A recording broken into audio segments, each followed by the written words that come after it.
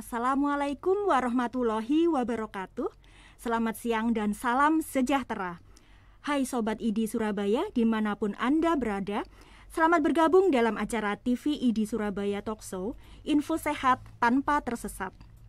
Talkshow ini akan selalu hadir menemani Sobat ID Surabaya setiap hari Senin dan Rabu pukul 12 siang dan hari Jumat pukul 1 siang. Acara ini akan mengupas tuntas berbagai hal terkait kesehatan yang sedang menjadi perbincangan hangat di masyarakat, menghadirkan pakar yang sesuai di bidangnya dengan harapan dapat memberikan informasi dan edukasi yang terkini dan akurat. Perkenalkan, saya Dr. Rike, Residen Psikiatri FK UNER RSUD Dr. Sutomo selaku host pada episode hari ini tanggal 4 Februari 2022. Seperti yang telah kita ketahui bersama bahwa pandemi COVID-19 yang sudah 2 tahun ini melanda dunia menimbulkan stresor di semua lini kehidupan. Banyaknya sektor pekerjaan yang terdampak oleh pandemi diiringi dengan kebutuhan hidup yang semakin meningkat, ditambah anak-anak mereka yang belajar anak-anak dari orang tua yang belajar di rumah untuk menekan angka penyebaran COVID-19, maka orang tua selain sebagai tulang punggung keluarga, melakukan pekerjaan rumah, mengasuh, mendidik, dan mendampingi anak belajar, tentu banyak perubahan yang terjadi, dan adaptasi diperlukan dalam pengasuhan anak. Banyak orang tua yang bingung bagaimana pola pengasuhan anak yang baik. Untuk itulah hari ini kita berbincang santai mengenai pola asuh anak dan remaja atau parenting di masa pandemi COVID-19. Dan narasumber kita pada hari ini adalah seorang dokter yang kompeten di bidangnya. Beliau juga adalah guru saya yang saya hormati. Kita sambut yang meriah Dr. Yunia Setiawati, spesialis kesehatan jiwa konsultan psikiater anak dan remaja. Selamat siang dokter. Selamat siang. Sehat selalu dokter dan semangat terus ya dok ya. Tetap semangat ya walaupun di era pandemi. Benar dokter. Yang saya ingat dari dokter Yunias ini setiap morning report, memimpin morning report kami selalu mengingatkan kami bahwa hendaknya kita tidak mengesampingkan kesehatan mental dengan kesehatan fisik ya dok ya. Betul. Dan kesehatan mental itu aspeknya banyak ya dok. Bio, psikososial, kultural, dan spiritual begitu ya dok ya. Betul sekali. Dan ilmu-ilmu yang yang kita peroleh itu lebih baik apabila kita bagikan ya dok ya. Terutama kalau kita masukkan ke jurnal psikiatri Surabaya ya dok ya. Jurnal yang dinaungi oleh FK UNER ya. Siapa yang hobi menulis, monggo bisa menuliskan karyanya di sana ya supaya bisa dibaca oleh orang banyak. Betul sekali, karena Dr. Yunias ini adalah Chief Editor dari JPS atau Jurnal Psikiatri Surabaya. Sekilas kurikulum vitae dari Dr. Yunias. Dr. Yunias ini lulus S1 Fakultas Kedokteran dari Universitas Brawijaya, satu alma mater kita dok. Betul. Kemudian iya dokter. Kemudian beliau melanjutkan spesialis psikiater di FK UNER, lalu subspesialis psikiatri anak dan remaja di FK UNER juga. Kemudian doktor kesehatan masyarakat di UNER ya dok ya. Betul. Dan saat ini Dr. Yunias selain sebagai psikiater juga staf pengajar serta koordinator program studi subspesialis psikiater anak dan remaja di FK UNER. Monggo yang mau gabung silakan. Betul sekali dokter. Selain itu Dr. Yunias juga berpraktek di luar juga, yaitu Rumah Sakit Siloam Surabaya dan Mitra Kenjeran ya dok ya.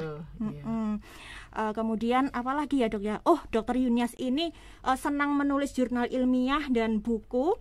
Dan kebetulan tahun lalu Dr. Yunias mendapatkan penghargaan saat Disnatalis FK UNER, yaitu peringkat sitasi terbanyak ketiga ya dokter ya. Luar biasa sekali, semoga semangatnya bisa menular ke saya ya dok ya, dan yang lainnya juga dokter. Mungkin ada lagi yang perlu ditambahkan dokter, perkenalannya dokter. sudah saya kira ya. Oke, semoga menambahkan antusiasme Sobat TV ID Surabaya untuk mengikuti acara ini hingga selesai. Bagi para pemirsa yang memiliki pertanyaan mengenai topik ini bisa menuliskan di kolom chat, nanti akan kami bacakan gitu.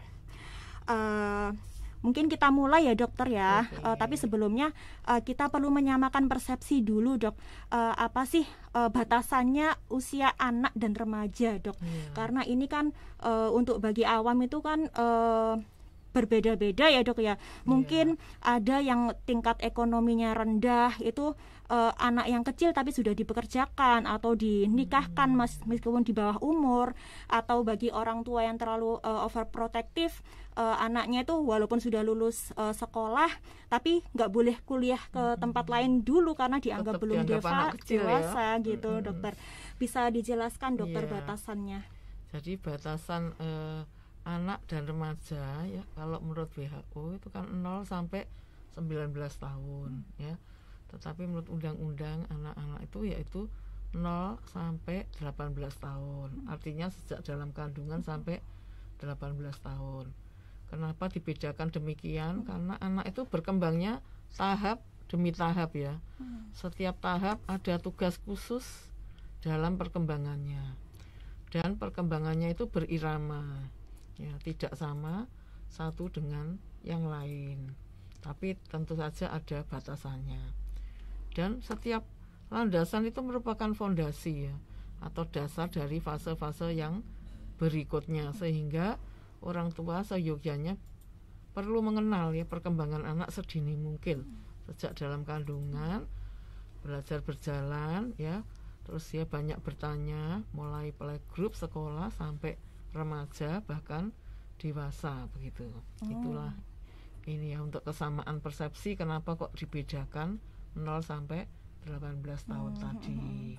Iya. Selain 0 sampai 18 tahun tadi saya dengar bahwa sejak dari kandungan juga disebut anak ya dok ya.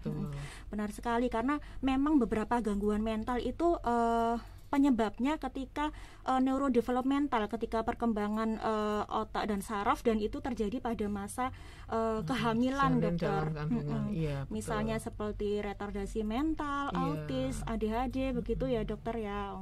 Jadi penting sekali untuk menjaga ibu untuk sehat jiwa dan raganya, juga memenuhi nutrisinya untuk tumbuh kembang anak yang optimal gitu. Terutama periode emas ya, 1000 hari pertama itu sangat penting karena otak berkembang dengan cepat ya, dan ibu-ibu kan juga kalau awal perkembangan itu belum adaptasi, jadi pada waktu pengasuhan itu sangat vital, terutama dukungan dari keluarganya, keluarga kecil mungkin dari suaminya ya, mertua, ibu, keluarga yang extended mungkin dari Pak D, Bude, Pak Le ya, dan masyarakat sekitarnya. Nah, itu harus mendukung, sama-sama mendukung tadi yang dikatakan Dr. Riko, bio, psiko, sosial, bahkan kultural dan spiritual.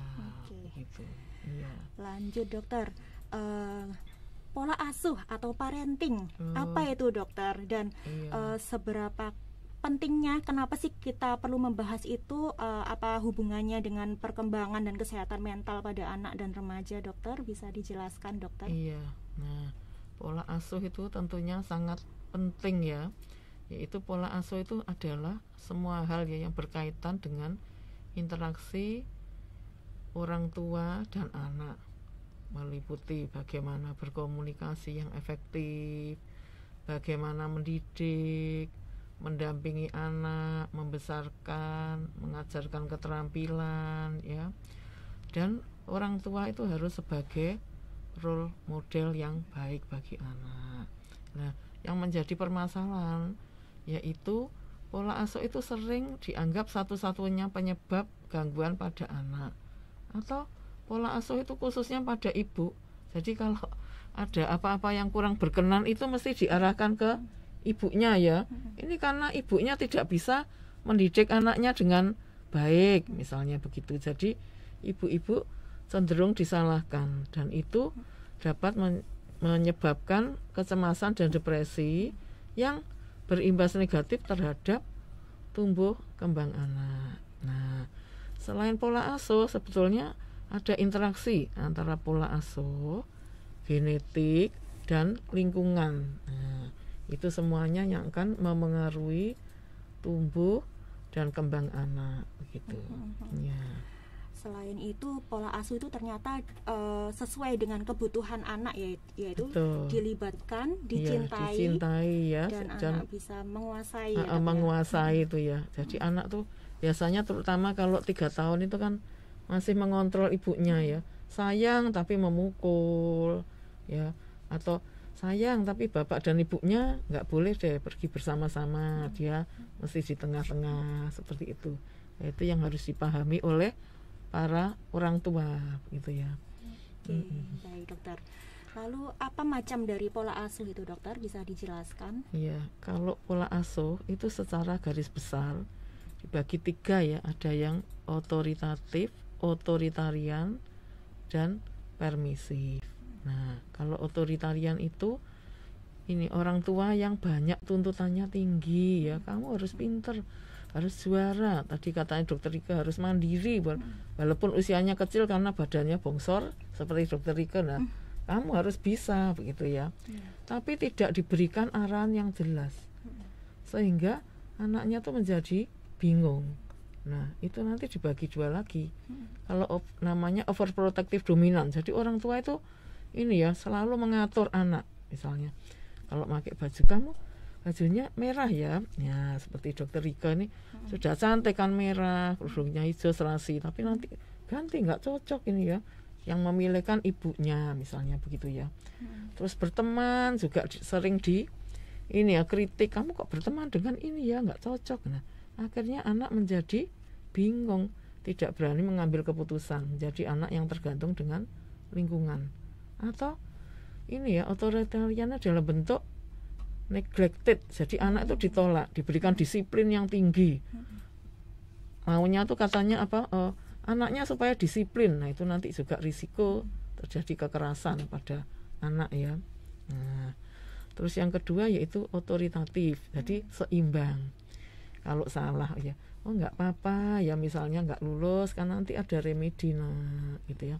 Kalau masih kecil, kalau jatuh bukan yang dipukul ininya ya, ubinnya atau mejanya begitu ya. Oh ya, lain kali berhati-hati misalnya begitu. Jadi anak itu ada inisiatif mandiri. Nah, yang terbanyak juga yang dokter Rika penelitian bersama-sama saya ini kan yang terbanyak sekarang permisif ya. Karena anak sekarang kan hanya 2, sulung dan bungsu. Dan orang tua ekonominya sudah meningkat, pendidikannya juga oke, apa-apa tersedia. Jadi nggak apa-apa lah, anak-anak selalu dituruti kemauannya. Jadi dia tidak belajar untuk gagal. Nah, itu mengakibatkan dia ditolak lingkungannya karena egosentris, mau menjadi pusat perhatian. Jadi dia ketika sekolah itu mungkin ini ya, banyak yang kasusnya ya yang kita hadapi itu ya, loh kok di sekolah nggak mau bicara, di rumah cerewet ya.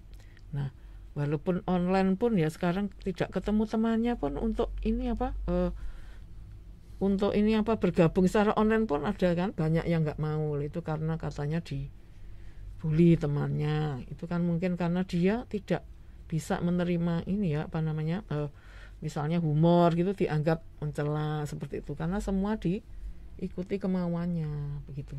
Nah, pola asuh ini memang harus diketahui supaya nanti apa anak-anak bisa tumbuh dan kembang secara optimal begitu ya. Jadi sayang yang seperlunya, jangan lebay gitu istilahnya. Baik dokter, kalau saya simpulkan berarti pola asuh itu ada yang peran orang tua yang dominan dan sebaliknya ada tuntutan orang tua yang dominan. Dan yang baik adalah pola asuh yang seimbang ya dok ya. Atau cost and demand-nya seimbang ya. Atau hak dan kewajiban anaknya pun juga seimbang ya dok ya, yaitu autoritatif gitu ya dok ya. Kemudian dokter, dari berbagai macam pola asuh itu apakah ada dampak pada anak dokter? Mungkin akhirnya membentuk kepribadian yang seperti apa dokter begitu, atau gangguan apa gitu dokter? Betul, jadi pola asuh itu walaupun bukan satu-satunya, Tapi karena anak ya setiap hari berkomunikasi, berinteraksi, nah dan orang tua sebagai role model, kalau anak terlalu banyak dituntut tanpa adanya pujian, bahkan hukuman ya, kalau bagus nggak dipuji, salah sedikit di ini ya banyak hukuman, maka anaknya tuh akan rendah diri, prestasinya juga buruk, dan bisa juga nanti ini ya adiksi itu canduan ya, tidak hanya saat mungkin beralih ke game dan bisa mengalami kecemasan atau depresi. Nah, yang perlu digarisbawahi kalau depresi pada anak itu kan beda dengan dewasa, di mana anak itu belum bisa mencurahkan isi hatinya, jadi dia lebih emosional ya, sakit-sakitan, sehingga bukannya diberi bantuan malah semakin dihukum. Akibatnya anak bisa jatuh ke dalam depresi yang dalam, bahkan bisa jatuh dalam kondisi skizofrenia ya, atau psikotik kalau kondisinya berat. Nah, kalau pola asuh otoritatif, orang tua itu seimbang ya, kalau salah diberitahu, kalau benar juga dipuji, anaknya menjadi percaya diri gitu ya, terus menjadi anak yang populer, yang disayangi oleh teman-temannya, menjadi role model yang bagus juga untuk teman-temannya. Nah, kalau yang permisif tadi ya, karena semua serba keturutan. Nah, ketika diberi tugas di sekolah juga begitu. Dia minta sebagai leader misalnya, tapi nggak mau ngerjakan, tentu saja temannya marah ya. Atau dia selalu ingin tampil, menonjol, padahal semua tuh juga ingin tampil begitu ya. Terus dia menguasai teman-temannya, akibatnya dia akan ditolak ya, dan anak ini rentan jatuh ke dalam kondisi kecemasan dan depresi begitu. Baik dokter. Nah, di masa pandemi ini ternyata banyak hal yang perlu kita adaptasi ya dok ya, perlu banyak perubahan sehingga kita perlu adaptasi. Yaitu pandemi ini masih tidak jelas kapan sih berakhir. Betul, gitu. Kemudian ada banyak masalah sosial, ekonomi, lingkungan, dan itu berdampak terhadap kesejahteraan anak-anak gitu. Sehingga begitu ya dokter. Yang terdampak terutama anak-anak ya. Walaupun orang tua terdampak, tetapi anak lebih ini ya dahsyat gitu. Ada keterbatasan aktivitas fisik dan rutinitas sekolahnya juga berbeda ya dok. Betul. Ya. Kemudian juga dampak dari pembatasan ini bisa beresiko banyak kepada anak, misalnya cemas, depresi, adiksi internet gitu. Untuk mengatasinya ini jadi perlu perubahan juga di pola asuh dokter. Jadi sebenarnya bagaimana sih pola asuh yang di masa pandemi ini yang baik dokter? Iya, ya memang hal ini bukan hal yang mudah ya, era pandemi ini. Kita setiap hari kebanjiran berita ya mengenai sekarang meningkat lagi ya. Sekarang ada varian Omikron belum selesai, ada lagi varian yang baru ya, terutama pada orang tua yang harus bekerja, tidak bisa mengasuh anaknya sendiri, dan orang tua yang memang dasarnya pencemas ya, tentunya bukan hal yang mudah. Nah, pengasuhan dalam era pandemi ini memang perlu adaptasi dari kita semua, dan orang tua itu sebaiknya juga memberikan ini ya keterampilan pada anaknya ya. Tidak hanya dia yang mengenal 5M itu ya. Nah, juga diajarkan ini pola hidup yang sehat seperti ini. Nah, di beberapa sekolah itu bagus, gurunya sudah menerapkan ini ya. Hasil yang kita pengabdian masyarakat tahun yang lalu itu sudah dipraktekkan oleh mitra-mitra kita ya Dokter Rika ya, saat kita melakukan pelatihan bagaimana cuci tangan yang baik. Terus bagaimana ini ya, seperti masuk di mall tuh ditem gitu ya. Dan juga belajar di tempat terbuka itu sudah diterapkan oleh beberapa sekolah ya. Jadi pola hidup yang sehat diterapkan itu dulu. Tentunya orang tua harus juga menerapkan hal yang sama. Yang tak kalah pentingnya yaitu nutrisi, karena banyak anak-anak tuh yang ini ya, kalau pagi itu males sarapan, itu padahal penting. Terus yang ketiga yaitu orang tua yang tak kalah pentingnya harus tetap terhubung begitu ya, konektif. Dia harus sensitif terus harus terlibat walaupun tidak secara langsung karena sudah bekerja kan bisa ya lewat HP ya, atau komunikasi dengan neneknya, jadi dititipkan neneknya atau pengasuhnya, yang penting tetap terhubung dan menjadi pendengar yang baik, mendengarkan tuh tidak selalu memberi solusi kan ya. Sering kan orang tua kalau kita hadapi di klinik tuh, ini seperti ini, nah itu bukan hal yang baik karena belum tentu apa yang dianggap baik oleh orang tua itu cocok untuk anaknya ya. Dokter Rika kan juga banyak ya kemarin yang pasiennya cemas karena ibunya tuh terlalu mengatur ya, sehingga anak itu nggak ada inisiatifnya, selalu ditentukan oleh orang tua. Akhirnya dia kalau ditanya nggak tahu. Terus menurutmu ibunya gimana, ibumu? Ya nggak tahu aku kalau mama gitu ya. Jadi harus ini ya, memang harus memperbaiki diri kita nih supaya anak kita juga menjadi anak yang baik dan berkualitas gitu. Betul dokter. Iya. Dan apabila orang tua kurang bisa mengendalikan diri, bisa loh dok berisiko terhadap terjadinya childhood maltreatment dokter, yang ternyata meningkat pada masa pandemi ini. Bisa betul, berupa tanpa disadari itu banyak kasus-kasus childhood maltreatmentnya. Ya itu kekerasan fisik, emosi seksual, nggak kelihatan, iya. Dan penelantarannya dok ya. Betul. Kebetulan nih dok, sekalian promosi ya pemirsa TVI di Surabaya. Jadi kami dari Psikiatri Anak dan Remaja FK UNER RSUD Dr. Sutomo nanti pada tanggal 17 sampai 19 Maret 2022 akan mengadakan seminar ilmiah dan workshop mengenai childhood maltreatment in pandemic era. Singkatannya bagus. UCAPS itu sebetulnya apa kepanjangannya dokter Rika? Update Child and Adolescent Psychiatry Surabaya ya dok. Jadi selalu berkembang ya anak dan remaja begitu maksudnya benar, ya dokter. Khususnya di kota Surabaya gitu penyelenggarannya begitu ya kira-kira. Iya dokter. Kira-kira menurut dokter nih kenapa masyarakat awam dan profesional kesehatan mental perlu mengikuti seminar ini dokter? Iya perlu karena kita nih sekarang dalam periode ini ya kecemasan yang sudah kronis ya, 2 tahun lebih tanpa ada ini tadi dokter Rika katakan kan nggak tahu berakhirnya kapan begitu ya. Dan yang terdampak terutama anak-anak karena hak dasar anak yaitu bermain. Itu kan menurut global movement itu kan behavior kan begitu ya. Anak-anak tuh dunianya bermain, sedangkan karena fobia juga ya beberapa orang tua kan dia takut memangnya ya dengan virus itu. Banyak yang tidak membolehkan anaknya beraktivitas, yaitu anaknya bisa menimbulkan stresor. Dan childhood maltreatment itu kan bermacam-macam, belum tentu seksual, mungkin emosi ya, menyebarkan emosi yang penuh ketakutan, kecemasan itu kan menyebabkan perkembangan otaknya juga tidak sempurna ya, fisikal juga ya, banyaknya hukuman fisik itu juga kurang baik. Ini perlu diketahui. Karena dampak kekerasan pada anak itu ternyata tidak hanya pada nanti lupa kok anak itu kalau habis dimarahi ya, habis dihukum lupa kok.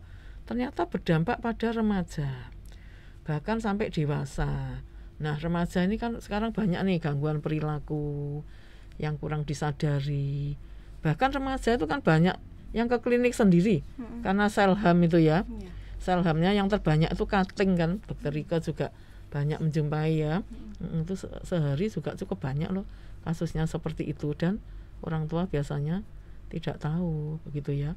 Dan penelitian ini di luar juga ada ya, bahkan physical abuse itu pada perempuan nanti juga berdampak pada hiperaktivitas pada anak dan remaja.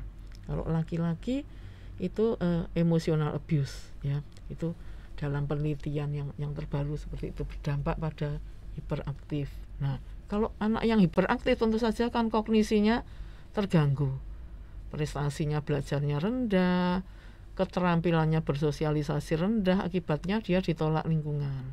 Nanti bisa menimbulkan kecemasan dan depresi.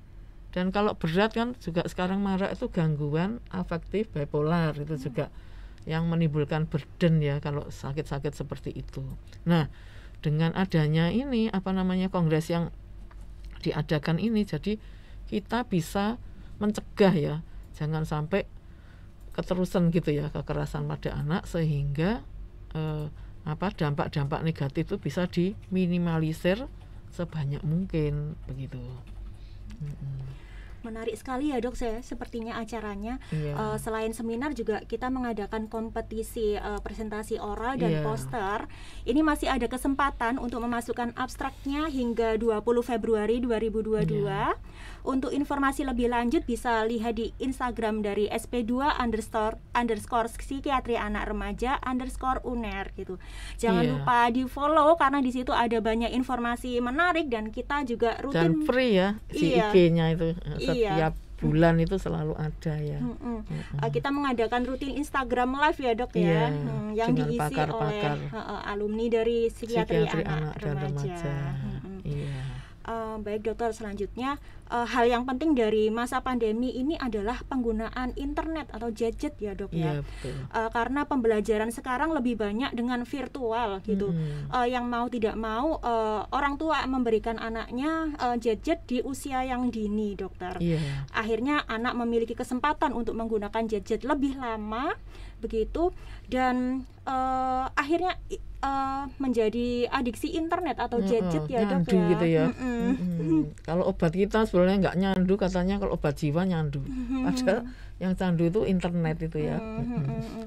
Dokter, saya ingin bertanya mengenai adiksi internet ya dok ya, karena kan memang kita tidak bisa memisahkan diri dari penggunaan internet karena ya memang perlu buat belajar, kerja, belanja. Jadi batasan dari adiksi internet itu seperti apa sih dok?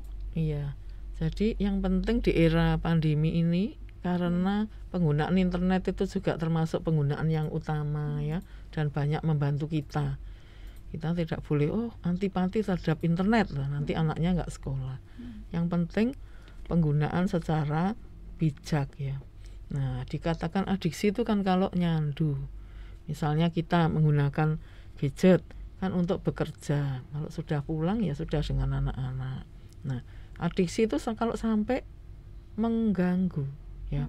Sebentar-sebentar cari gadgetnya, kalau enggak dia marah-marah ya, teriak-teriak, memukul. Nah, kalau dituruti lagi menjadi dia yaitu kecanduan, pemakaiannya tuh mengganggu aktivitas sekolah nggak dikerjakan, pekerjaan rumah nggak dikerjakan, begitu ya, nempel terus ke gadgetnya. Terus kalau sudah sampai saat itu, kondisi seperti itu tentunya sukar ya, ketika orang tuanya mau menarik paksa gadgetnya itu timbul withdrawal, jadi putus gitu ya. Jadi ini loh, adiksi itu tidak hanya saat aja ya, juga gadget itu juga ada. Nah, akhirnya menimbulkan konflik kan antar orang tua dan anak. Tidak hanya orang tua dan anak, mungkin dalam keluarga saling menyalahkan gitu ya. Nah, itu yang harus diatasi sedini mungkin sehingga tidak timbul konflik itu tadi. Dan kebetulan senior saya Dr. Riza Subiantoro di penelitiannya kebetulan dibimbing oleh Dr. Yunias, hasilnya menyatakan bahwa peningkatan resiko adiksi internet ini juga meningkatkan agresivitas ya dok ya. Penelitiannya ini ada di salah satu SMP di Surabaya pada pas remaja ya, laki-laki ya dok ya. Dan mengenai adiksi internet ini ternyata orang dewasa pun juga mengancam juga ya dok ya. karena kita, asik ya kalau gitu kan visual support Pak.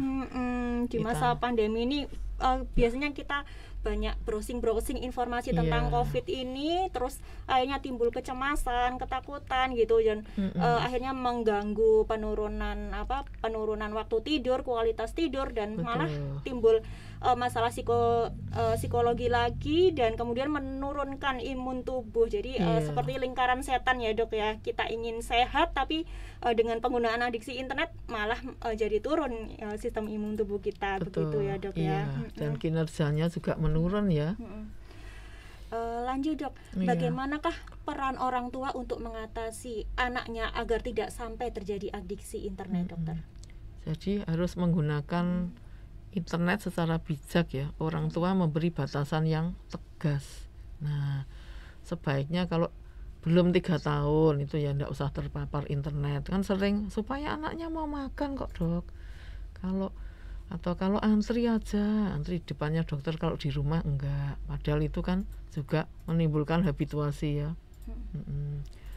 Terus kalau misalnya 5 tahun mungkin ya kenalkan 30 menit sehari begitu ya.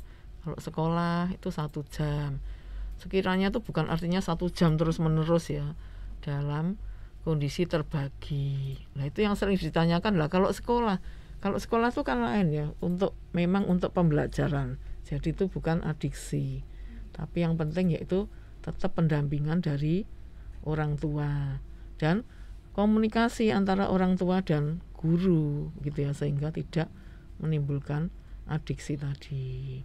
Nah, kalau pada anak yang kecil mungkin tadi pembatasan, anak usia sekolah pendampingan ya. Nah, setelah didampingi sehingga ketika usia remaja orang tua malah bisa menjadikan ini anaknya nih menjadi ini juga pendamping bagi adiknya ya. Karena orang tua kan harus bekerja.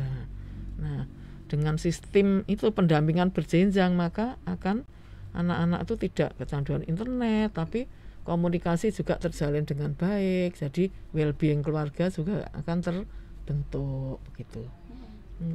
Betul sekali dokter, dan diharapkan orang tua menjadi role model bagi anak-anaknya ya dok. Kalau orang tua tidak ingin anaknya bermain HP terus-terusan ya orang tuanya jangan menggunakan HP di depan anak gitu. Apalagi kalau orang tuanya dipanggil untuk diajak main, orang tuanya nggak mau gitu. Iya, nanti. Iya. Bisa-bisa anaknya cita-citanya pingin jadi HP ya dok, karena lebih disayang dan diperhatikan oleh orang tuanya daripada dan itu anak betul sendiri. Ya, banyak yang mengeluh enak menjadi HP.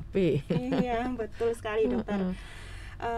Terus dokter, karena kita di sini adalah profesional kesehatan yang mempromosikan kesehatan dokter, jadi anak yang seperti apa yang mengalami gangguan mental atau perlu perhatian khusus yang sebaiknya dibawa ke psikiater dan profesional kesehatan mental lainnya dokter? Jadi kalau ada gangguan emosi dan perilaku, misalnya anaknya jadinya kasar, teriak-teriak, melempar barang begitu ya, atau anak jadi gangguan tidur yang sering itu kan sampai jam 2 melek terus ya.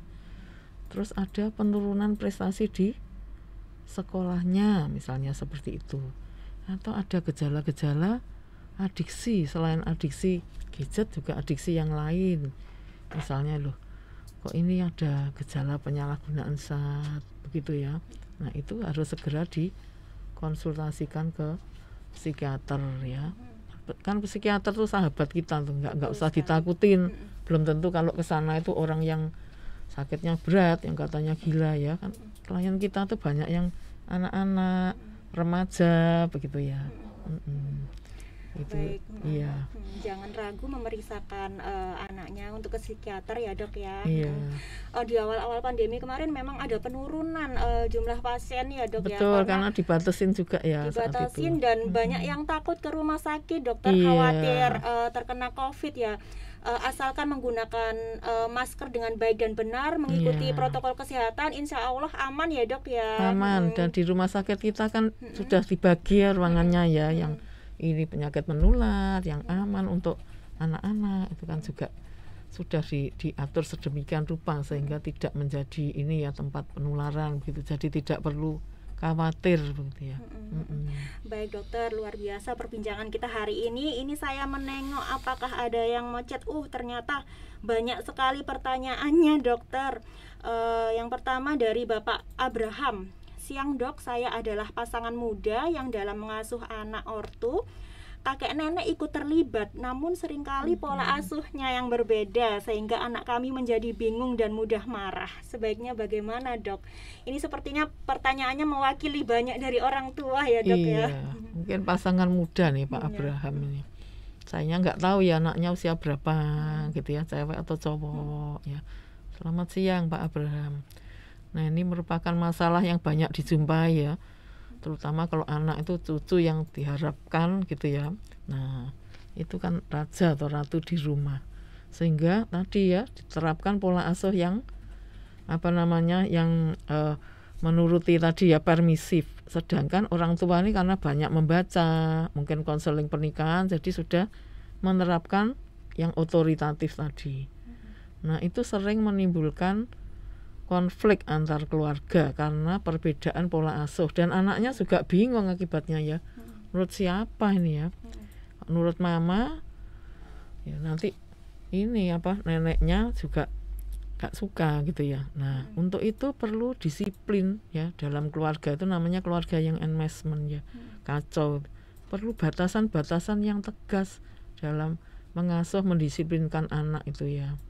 Nah, diperlukan komunikasi kecil antar anggota keluarga. Siapa yang berhak mengambil keputusan, siapa yang menyampaikan ke anak, sehingga anak tuh nggak bingung begitu ya. Dan antar satu sama lain anggota keluarga tuh harus saling menghargai gitu ya. Tidak ada yang yang ini lebih hebat, lah kamu baru meret, belum pengalaman, biasanya begitu ya.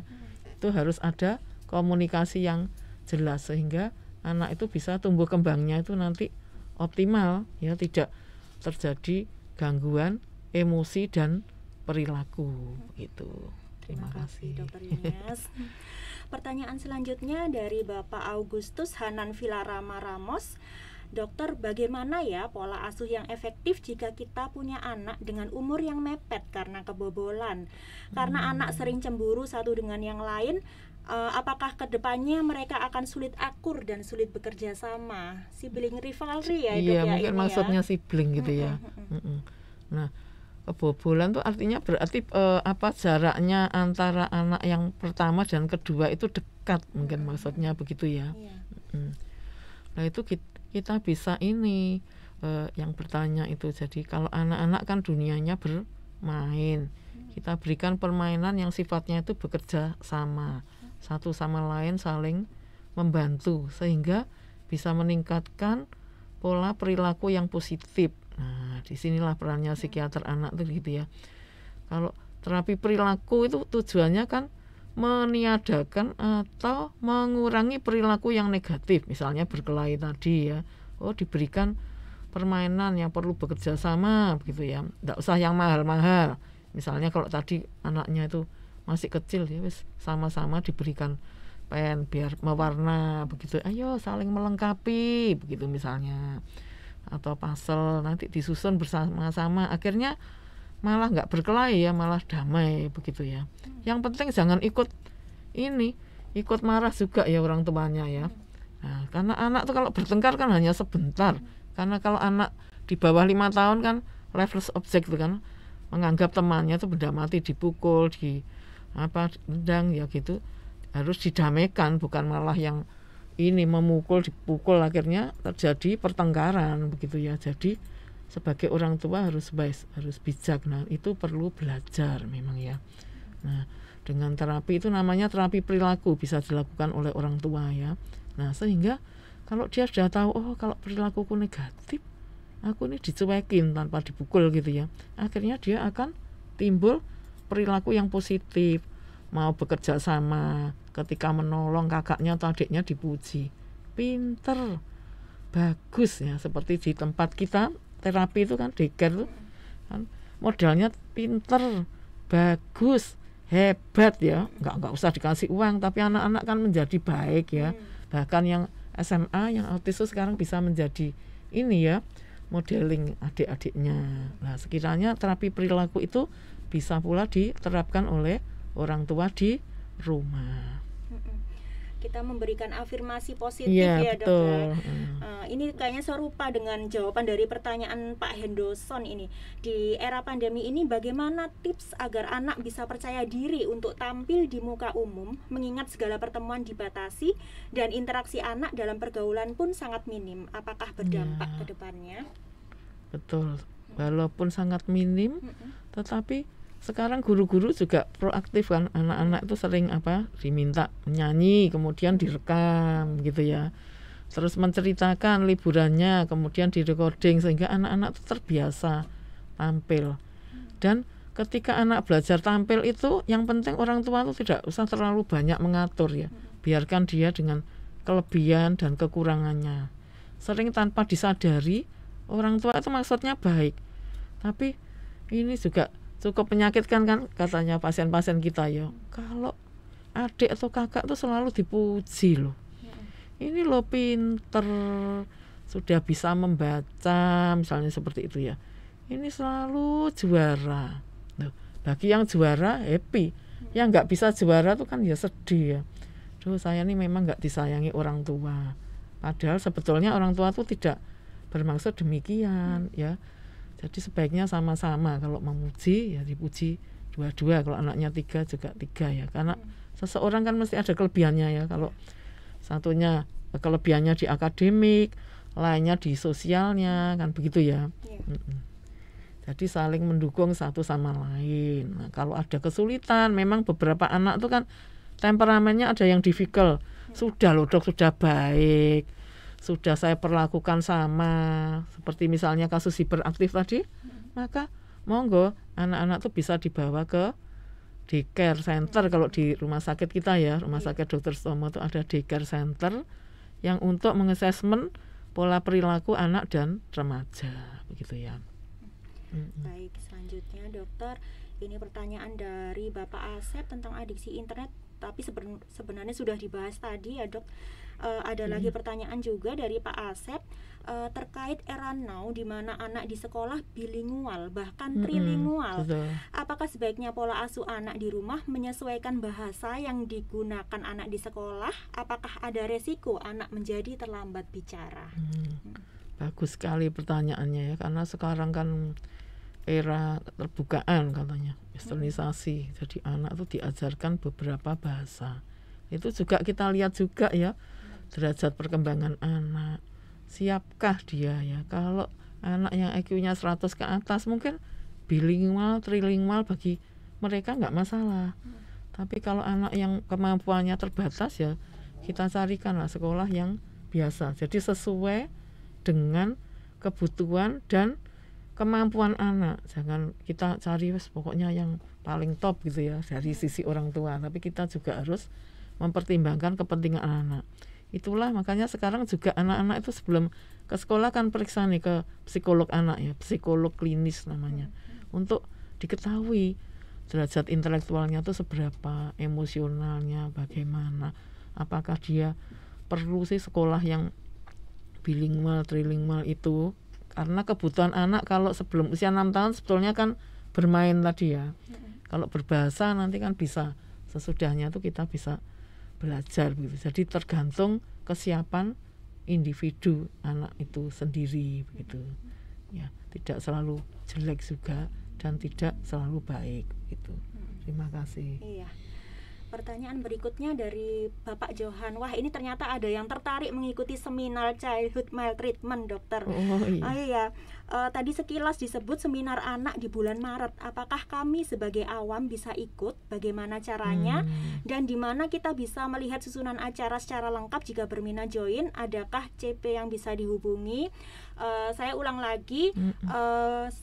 Bisa melihat di Instagram dari SP2_psikiatri anak remaja _UNER, atau sebenarnya ada websitenya khusus ya dokter, www.uceps22.com, atau saya eja ya dokter ya, www.ucaps22.com gitu. Atau mungkin boleh menghubungi dokter Rika ya, diberikan nomor WA-nya ya. Oh iya, saya sebutkan di sini dokter nomor WA-nya. Kalau boleh. Oke, boleh banget dokter. Nomor WA saya 0823 3456 1199 gitu. Saya ulangin lagi 0823 3456 1199. Nanti mungkin di jawaban di chatnya juga saya tulis kok dok, nanti di TV di Surabaya saya bantu tuliskan dokter. Terima kasih dokter Rike. Karena kan ini ya kesempatan yang baik, karena seminarnya kan internasional ya, ada speakernya dari luar negeri juga ya yang akan men-sharing ilmunya untuk masyarakat. Selain profesor dalam bidang psikiatri anak dan remaja ya, dari Jakarta, juga terapi-terapi yang canggih juga ada ya di situ ya topiknya kalau saya baca. Dan memang untuk awam boleh juga kok ya Boleh dok ya. ya, iya. Ini event ini yang kedua kalinya. Yang pertama kemarin tahun 2020 tentang adiksi gadget ya dok ya. Iya, dan cukup menarik minat ya, banyak pula yang awam. Mungkin kalau poster itu anak SMA gitu ya, S1 itu juga sudah bisa mengikuti ya, karena topiknya kan childhood maltreatment, jadi yang ada di masyarakat begitu maksudnya ya. Mau pengalamannya atau apa-apa juga boleh ya.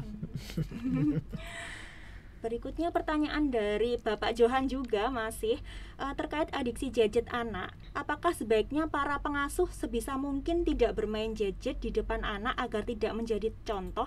Dan bagaimana tipsnya dokter bila si pengasuh sendiri yang mengalami masalah serupa dokter? Karena pengasuh itu sebagai role model, jadi memang yang diperbaiki sebaiknya juga pengasuhnya terlebih dahulu. Tentunya dalam arti tidak boleh sama sekali itu ya tidak, tetapi dibatasi begitu ya, sehingga anak-anak itu kesempatan bermain, berkomunikasi itu menjadi lebih banyak ya, karena kan asik nih kalau lagi chatting gitu ya, apalagi grupnya banyak, nanti nggak jadi mengasuh deh. Mengasuh HP-nya nanti. Iya. Makasih. Ini pertanyaan ketiga dari Pak Johan dokter, kayaknya lagi ada banyak masalah dokter. Bagaimana mengenangani anak yang cenderung suka bertarung di sekolah hingga dilarang masuk oleh guru? Namun di sisi lain suasana rumah juga tidak kondusif, ayah ibu selalu ribut bahkan main tangan. Apakah berpengaruh dokter? Iya. Jadi itu kondisi yang rumit ya. Tapi kalau anaknya itu kan sekolah, berarti kalau anak usia sekolah selain peran orang tua kan juga peran guru. Nah di sini perlu melibatkan gurunya, karena kalau anak-anak usia sekolah dasar itu tokoh idolanya kan guru. Jadi guru itu sebagai role model. Nanti guru juga bisa sebagai penghubung kan orang tua dan anak. Kan sering kalau memang rumah tinggalnya kecil, terus sering berkelahi di depan anak, itu membuat anak itu tidak nyaman. Nah mungkin bisa dengan ini keluarga yang lain gitu ya, misalnya seperti kasus yang kita hadapi kan juga begitu, orang tuanya terus berantem, ternyata ada yang bisa pengganti, tokoh pengganti ayah ibunya, yang kemarin tuh Pak D sama Bu D-nya ya, ternyata itu malah lebih bagus significant others yang lain daripada di rumah yang toksik gitu ya. Iya. Perlu support system yang betul, baik ya, support system. Berikutnya dokter dari Bapak Abraham, siang Dokter Febria dan Dokter Yunias, praktek di mana nggih jika ingin konsultasi lebih lanjut terkait masa pandemi ini, apakah mungkin bisa melalui telekonsultasi? Seperti yang sudah disebutkan di awal acara tadi, Dokter Yunias ini berpraktek di Rumah Sakit Dr. Sutomo, kemudian di Rumah Sakit Mitra Kenjeran dan Siloam Surabaya begitu. Apakah bisa dokter telekonsultasi dokter? Iya bisa, biasanya tuh lewat My Siloam atau Halodoc ya sekarang, karena kan banyak yang enggan ke rumah sakit juga ya berkaitan dengan kondisi ini. Baik dokter, pertanyaan selanjutnya dari Bapak Augustus Hanan Vilarama Ramos lagi, ini yang kedua ternyata bertanyanya ya dok.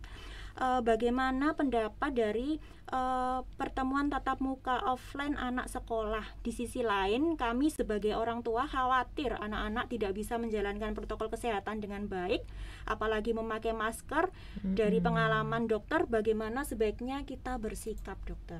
Iya, memang ini ya seperti pedang bermata dua ya. Kalau hak anak itu bermain, kalau diberi sekolah itu juga orang tua juga takut. Nah biasanya guru-guru itu yang kita ini ya, binaan kita tuh mengadakan sekolah di tempat terbuka begitu ya, Avikor namanya, antivirus corona.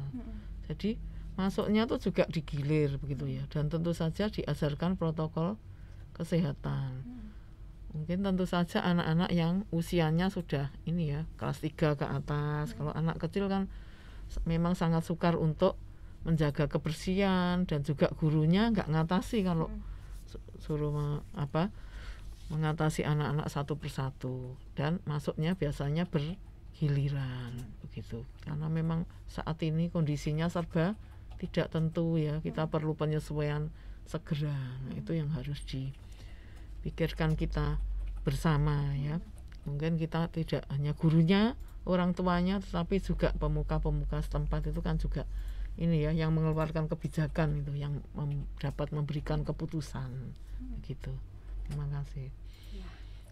Selanjutnya pertanyaan dari Bapak Henderson. Ini bagus dok pertanyaannya. Mohon arahan terkait anggapan sebagian besar masyarakat bahwa pemberian obat jiwa kepada anak akan menyebabkan kecanduan dan terhambatnya tumbuh kembang anak, baik segi fisik, mental, bahkan spiritual. Iya, ini bagus sekali pertanyaannya. Ya memang penelitian untuk anak itu kan masih terbatas ya. Nah, untuk penggunaan obat-obat dalam psikiatri itu kita juga memperhatikan betul-betul. Tidak semua anak itu kita berikan obat. Tetapi kalau anaknya itu agresif, ya, impulsif, merusak, nah itu tentu saja kan harus kita berikan terapi. Tentu saja dengan dosis seminimal mungkin. Karena apa? Karena kalau agresif, impulsif, menyerang itu tidak diperbaiki, kan di sana terjadi ketidakseimbangan neurotransmitter. Nah, dia akan merusak, mengganggu dan dikucilkan sehingga dia nanti tidak percaya diri ya, menjadi gangguan jiwa berat. Nah, kalau diberikan terapi obat-obat itu tentunya dengan pengawasan dokter ya, anak itu akan perilakunya menjadi manis. Nah, setelah itu kita berikan terapi perilaku tadi ya, dan obat-obatan itu kan tidak berlangsung seumur hidup juga, sesuai dengan indikasinya begitu.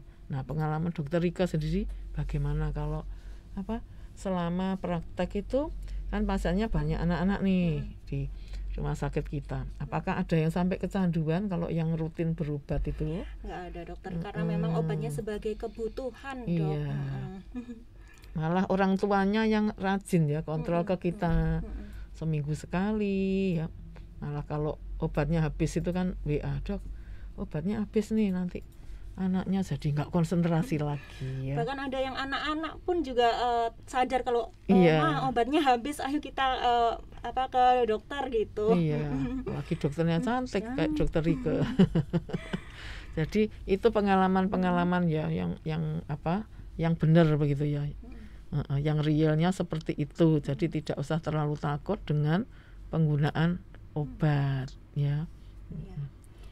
Ini lagi ada yang menanyakan tentang webinar UCAPS, dokter. Terkait seminar UCAPS, apakah secara offline atau online? Kemudian apakah dibedakan acara yang dapat diikuti antara yang awam dan para dokter, atau kita boleh mengikuti acara secara menyeluruh? Untuk acara ini karena pandemi masih mengkhawatirkan ya dokter ya. Jadi masih kita adakan secara online, kemudian awam pun bisa mengikuti keseluruhan acara, dokter, tidak dibedakan begitu ya, dokter. Iya, karena akan disampaikan secara bahasa yang umum sehingga mudah dimengerti begitu ya. Selanjutnya dari Bapak Henderson, mohon tips untuk melindungi anak namun tidak bersifat overprotektif sehingga menghambat pergaulan, karena kami sebagai orang tua sangat khawatir terhadap pelecehan seksual yang marak diberitakan akhir-akhir ini. Iya. Dokter. Jadi pendampingan anak itu sepantasnya sesuai usia anak ya, terus batasannya itu tegas ya. Disiplin itu tidak usah terlalu ya, kalau terlalu nanti menimbulkan kekerasan tadi. Dan juga kemandirian gitu ya. Jadi artinya anak-anak itu diusahakan kemandirian sesuai usianya, dan edukasi seksual itu memang sedini mungkin diberikan ya. Nah, edukasi seksual itu artinya kan bagaimana dia mengenal dirinya, jati dirinya ya. Dia tuh laki-laki atau perempuan, mana yang boleh disentuh, mana yang tidak. Jadi batasan-batasan itu harus diajarkan sejak dini, terutama bagi pengasuh dan orang tuanya. Karena kan sering ya anak-anak itu tidak menghargai tubuhnya, habis berenang gitu diganti di pinggir kolam. Nggak apa-apa anak kecil, itu sebaiknya dibiasakan supaya kalau ganti ya di kamar mandi begitu ya. Dan yang boleh gendong, mencium itu hanya misalnya orang tua, jadi dia paham gitu ya. Dengan batasan-batasan yang jelas tuh anak-anak menjadi paham dan mereka menjadi berani begitu ya untuk mengutarakan apa-apa nih perbuatan yang nggak pantas, yang pantas begitu, sehingga anak-anak bisa terhindar dari kekerasan seksual itu. Terima kasih. Pertanyaan terakhir dokter, mudah-mudahan ya dok ya. Iya. Dari Bapak Asep, di era pandemi ini anak sekolah secara online, ortu-ortu bahkan saya cenderung menghalalkan berbagai cara agar anak nilainya bagus dengan cara memberi contekan di rumah. Apa sebenarnya hal tersebut sebaiknya jangan dilakukan dokter? Iya, nah itu kalau begitu bagaimana kalau menurut Pak Asep sendiri? Apakah itu bukan menipu dirinya sendiri atau untuk memenuhi keinginannya sendiri ya? Karena anak itu kan nanti tidak digendong terus, suatu saat dia akan lepas dari kita ya. Nah mungkin saat ini masih bisa didampingi, jadi kita bisa melindungi. Tapi ketika nanti mandiri ya, mungkin sekolah di luar kota, anaknya bisa jatuh dalam kondisi cemas dan depresi karena sudah terlanjur dependen tadi ya. Sebaiknya apa adanya sehingga anak itu belajar untuk menerima kegagalan ya, kesuksesan itu ya. Jadi anak itu bisa fair begitu ya, tumbuh kembangnya bisa optimal dan anak bisa menjadi orang dewasa yang berkualitas. Terima kasih. Ternyata doa kita belum terkabul dokter. Ini masih ada lagi pertanyaan dokter. Dibacakan ya dok ya. Iya. Oke. Dari Bapak Augustus Hanan Vilarama Ramos, dokter, maaf saya punya keponakan yang ketakutan setelah ditanya dia bilang bahwa anak tersebut tidak sengaja melihat papa mamanya berhubungan karena mereka bertiga tidur sekamar. Bagaimana ya penanganannya agar anak tidak trauma? Iya. Jadi memang kalau pada anak-anak terutama anak prasekolah itu dia belum tahu kalau berhubungan itu dianggap bapaknya tuh menyiksa ibunya begitu. Nah, kalau sudah terjadi ya untuk selanjutnya mungkin tidurnya memang harus terpisah begitu yang. Terus untuk anaknya supaya tidak timbul trauma, kecemasan, bisa diberikan terapi bermain ya. Itu di daycare kan ada sarananya itu. Dengan bermain tuh anak-anak mencurahkan isi hatinya. Dia mengemukakan kekhawatiran-kekhawatirannya ya. Sambil nanti terapis itu memberikan masukan-masukan yang positif sehingga anak itu menjadi emosi negatifnya itu bisa diredakan begitu ya. Baik dokter, sudah tidak terasa di penghujung acara, sudah 1 jam dokter. Iya, nggak terasa ya ngobrol-ngobrol dengan dokter Rika. Ya, mohon maaf apabila Bapak Ibu pemirsa yang mungkin ada pertanyaan yang belum terjawab atau masih kurang puas mungkin, tapi tetap masih bisa konsultasi dengan kita ya dok ya di tempat praktek dokter Yunias. Betul. Ya dokter.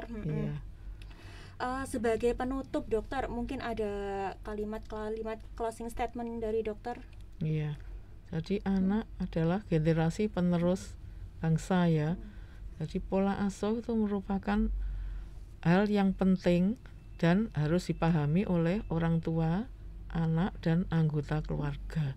Karena dengan pola asuh yang baik, maka akan tercipta anak yang berkualitas gitu. Terima kasih. Terima kasih luar biasa Dokter Yunias. Oke, pemirsa, mungkin saya sedikit menyimpulkan dari bincang-bincang kita pada hari ini, yaitu bahwa kita ketahui selain kesehatan fisik, kesehatan mental itu juga diperlukan dalam tumbuh kembang anak. Dan ternyata cakupan dan dampak dari pola asuh anak dan remaja itu cukup luas dan bermakna. Peran orang tua sangat vital karena orang tua memberi pengaruh yang pertama dan terlama dalam perkembangan anak. Juga masa depan anak tentu berpengaruh dalam kesejahteraan masa tua orang tua ya dok ya. Sehingga sebagai orang tua perlu mendampingi anak secara aktif, Pola asuh yang baik adalah yang sesuai dengan kebutuhan dan usia anak serta seimbang antara hak dan kewajiban anak. Apabila anak mengalami gangguan dalam tumbuh kembang dan gangguan mental, tak ada salahnya memeriksakan diri secara dini ke profesional kesehatan. Tidak perlu merasa terstigma bila berkonsultasi ke psikiater, karena kini eranya lebih terbuka dan modern ya, Dok. Iya, betul. Sebenarnya psikiater ini tidak hanya sebagai terapis tapi juga konselor, guru, dan teman. sahabat ya, Dok. Iya. Ya. Gitu. Baik, terima kasih atas paparan dan diskusinya Dr. Yunias. Semoga ilmu yang diberikan bermanfaat dan menjadi ladang pahala bagi Dr. Yunias. Semoga kita semua dapat mempraktekkan ilmu ini dan membagikan ke masyarakat yang luas. Terima kasih juga untuk seluruh Sobat ID karena sampai detik ini masih setia mengikuti acara ini. Dan kemudian terima kasih juga untuk ID Surabaya yang telah memfasilitasi acara yang bagus ini. Mungkin saya sebagai moderator, Dr. Rike dan Dr. Yunias sebagai pembicara pamit undur diri. Mohon maaf apabila dalam penyampaian acara atau pemberian materi ada kesalahan. Selamat siang dan salam sejahtera. Wassalamualaikum warahmatullahi wabarakatuh.